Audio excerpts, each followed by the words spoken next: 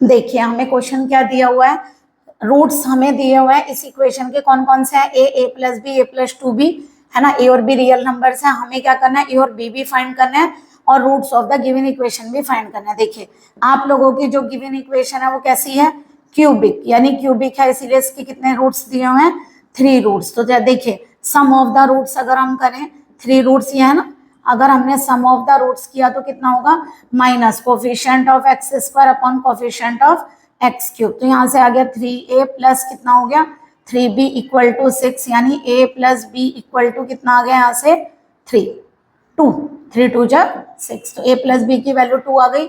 अब जरा देखिए अगर हम यहाँ से प्रोडक्ट ऑफ द रूट निकालें, a plus B, a plus 2b, हमने सम ऑफ प्रोडक्ट नहीं निकाला, प्रोडक्ट ऑफ द रूट यानी कि क्या लेते हैं, माइनस कोफिशिएंट ऑफ कांस्टेंट, यानी constant upon coefficient of x cube, तो -10 आ गया।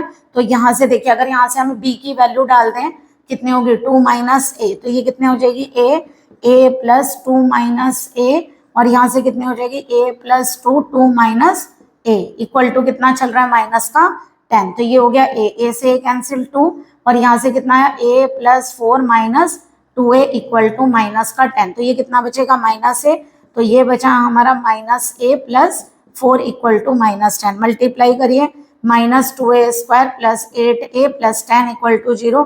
अगर हम माइनस से मल्टीप्लाई कर दें तो 2a square minus 8a minus 10 equal to 0। 2 से डिवाइड करिए, a square minus 4a minus 5 equal to 0। तो इसके अगर हम फैक्टर करें तो कितना आएगा, देखिए डायरेक्ट तो नहीं आएंगे, a इक्वल टू कितना आ गया माइनस b, तो minus b plus minus under root B square minus 4ac upon कितना हो गया यहाँ से 2a। तो a कितना आ गया, देखिए 4 प्लस माइनस 20 और ये आ गया 36, यानी 6 अपॉन 2। तो कितना हो गया, एक तो आ गया 10 अपॉन 2 और एक आ गया -2 अपॉन 2, यानी a इक्वल टू कितना हो गया 5 और -1। तो a की वैल्यू आ गई। चलिए b की वैल्यू को फाइंड करवाइए, b कितना होगा, अगर a की वैल्यू 5 होगी तो b की वैल्यू कितनी होगी 2 माइनस 5 यानी कि -3। तो बताइए इस केस में रूट्स क्या होंगे आप लोगों के, a यानी 5, फिर कितना होगा a प्लस बी, दोनों को ऐड करेंगे कितना हो गया 2, फिर a प्लस 2b, तो कितना हो गया -1 2b।